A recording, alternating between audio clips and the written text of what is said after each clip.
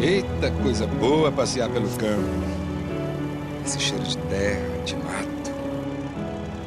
Sempre que tem folga, venho visitar meu tio Josias. Tá bom.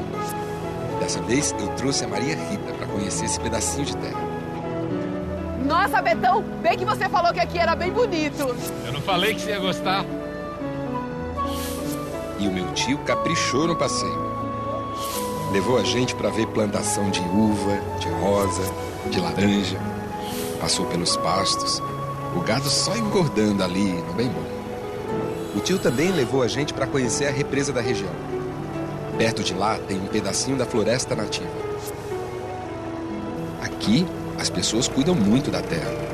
Pensam muito antes de decidir como vão usar cada cantinho. Tudo muito bem aproveitado. Dá gosto de ver. O senhor sempre trabalhou na terra, seu Josias? Desde que me conheço por gente, não sei fazer outra coisa, não. Meu tio tem o maior orgulho de trabalhar na terra, não é não, tio? Ah, eu fico orgulhoso, sim. Essa plantação verdinha, toda molhada do orvalho da manhã, os frutos crescendo, acho tudo uma beleza. Tenho orgulho, sim, do que faço. E mais, acho que o ser humano deve muito à agricultura. Foi o começo de tudo. Só depois que aprendeu a plantar o seu próprio alimento é que o homem deixou de viver de um lado para outro, caçando e colhendo o que encontrava pelo caminho, quase como um animal. Maria Rita não dá corda que meu tio se empolga. E não é verdade? E se a gente for observar a história da humanidade desde o homem das cavernas, isso não faz muito tempo não. As primeiras aldeias agrícolas surgiram há cerca de 9.000 anos. Pensando bem, a agricultura, ela deve ter mudado tudo na vida das pessoas. A rotina, o trabalho. É, porque o homem não tinha só que lidar com a terra. Precisava registrar a produção, fazer cálculo, pesquisar a vida das plantas. Viu, Betão? Seu tio tem razão. Foi um grande avanço pra gente.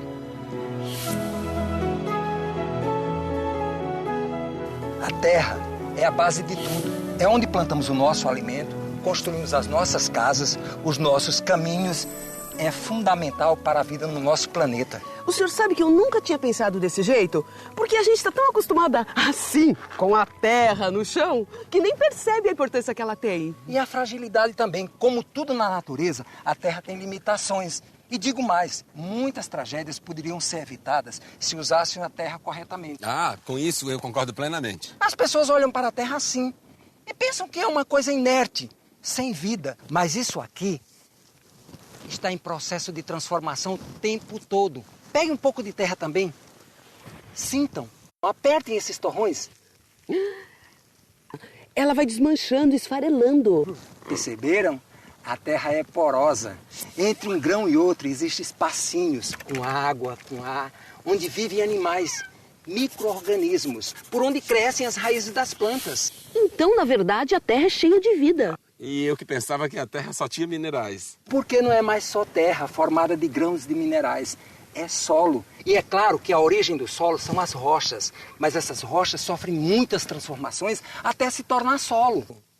Bom, agora eu tô começando a entender melhor.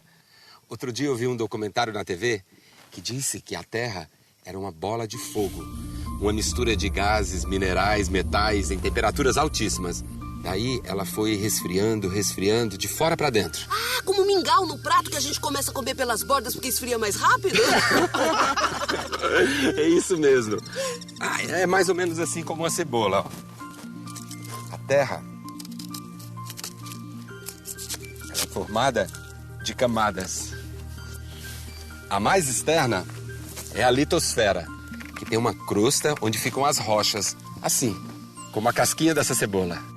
E essas rochas vão se transformando em solo. Mas vão se transformando como? Pela ação da própria natureza. O vento que castiga, a chuva forte que cai em cima, as enchentes. Tudo isso, ao longo do tempo, vai quebrando as rochas em partes menores. Isso sem falar das escavações, explosões e ocupações irregulares. Pois é. Tudo isso vai quebrando as rochas em partes cada vez menores até se tornarem grãos. Nossa, como a gente aprende com a natureza, né? Ó!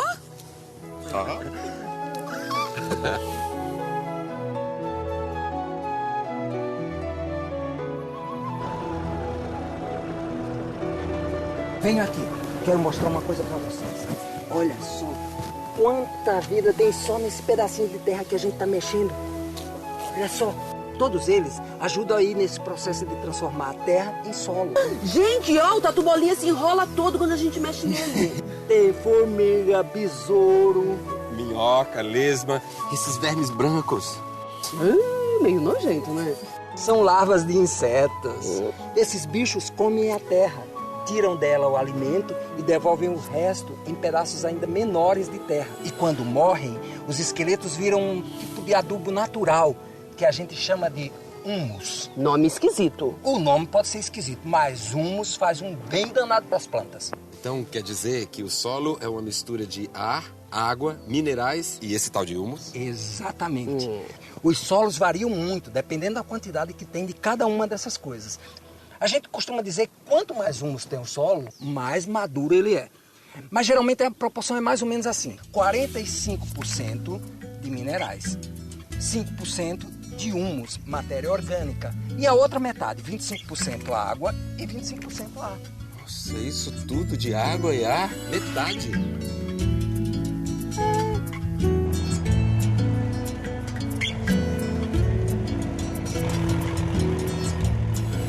Por que vocês acham que a gente ara bem a terra antes de plantar? Pra remexer a terra. Quando se mexe a terra, vai desmanchando os torrões duros, abrindo espaço entre os grãos para entrar o ar, a água, para facilitar o crescimento das raízes das plantas, dos micro-organismos que vivem lá, até para entrar o calor do sol e aquecer o subsolo. Tudo isso é bom para formar humus e enriquecer a terra. Lá em casa, a gente faz o mesmo com os vasos. Mexe ou troca a terra de vez em quando. Vasos, jardins, canteiros, onde tem algo plantado, tem de remexer a terra. Bem, mas não adianta só remexer a terra se não adubar. Eu gosto de usar adubo orgânico. Esterco, resto de plantas, animais, mas também compra adubo industrial. Vem com tudo que a planta precisa: fósforo, nitrogênio e potássio.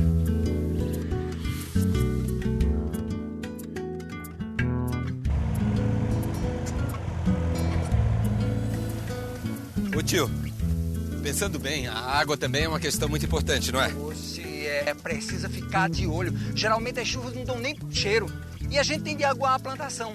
Aqui a gente usa uma máquina que joga água sobre as plantas, como se fosse chuva. Ah, as plantas adoram, ó, tão verdinhas, verdinhas.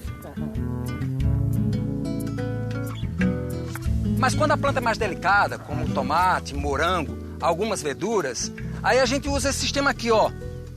A água vem por esses canos e vai diretamente para a raiz das plantas. Não tem perigo de estragar, nem mofar as folhas. É por gotejamento.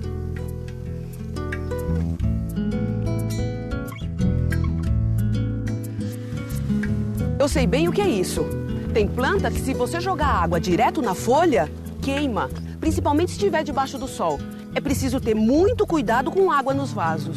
E tem plantas que precisam de solo encharcado para crescer. É o caso do arroz, por exemplo. Daí o que se faz? Normalmente se desvia uma grande quantidade de água dos rios para inundar o terreno. Mas se encharcar muito a terra não dá problema? Pode-se pôr tudo a perder. O jeito é construir valas em terreno inclinado, como esse aqui. Mas muitas vezes precisa usar a bomba de sucção para puxar água. Ah, como se faz em campo de futebol quando está encharcado. É, mas nos vasos, as plantas também podem apodrecer. Por isso que tem aquele buraquinho embaixo para retirar o excesso de água.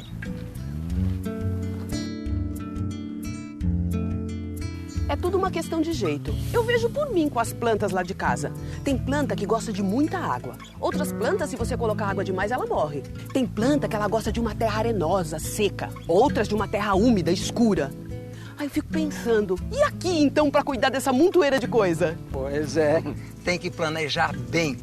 Por exemplo, se você plantar a mesma coisa por muito tempo no mesmo terreno, o que vai acontecer? A planta vai sugar todos os nutrientes do solo. E o solo vai ficar pobre. Pobrinho. E não dá para plantar mais nada nele. Por isso, na nossa região, a gente passou a alternar os plantios. Os técnicos da cooperativa vieram até aqui e nos orientaram muito bem. Os grãos, por exemplo. No primeiro ano, eu planto cevada. No ano seguinte, eu deixo a terra descansar, se recuperar. No terceiro ano, eu planto outra coisa, o trigo, por exemplo. Depois recomeça o ciclo. Assim vou revezando. alterno plantas diferentes, que precisam de nutrientes diferentes, com período de descansos. Desse jeito, não acaba com os nutrientes do solo. Muito inteligente, tio. Pois tem um nome chique, Qual que é? Deixa eu lembrar. Rotação de culturas.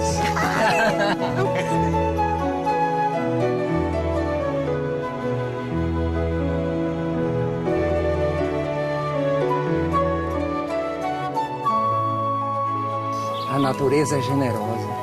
Sempre dá mais do que recebe da gente. Se a gente respeitar, proteger, souber plantar sem estragar, vamos garantir o futuro dos nossos filhos, netos, bisnetos, sobrinhos. Nossa, fiquei até emocionada. É o ar do campo que mexe com a gente. Vamos seguir nosso passeio, moçada. Vambora, que o dia tá lindo. Ah, então vamos.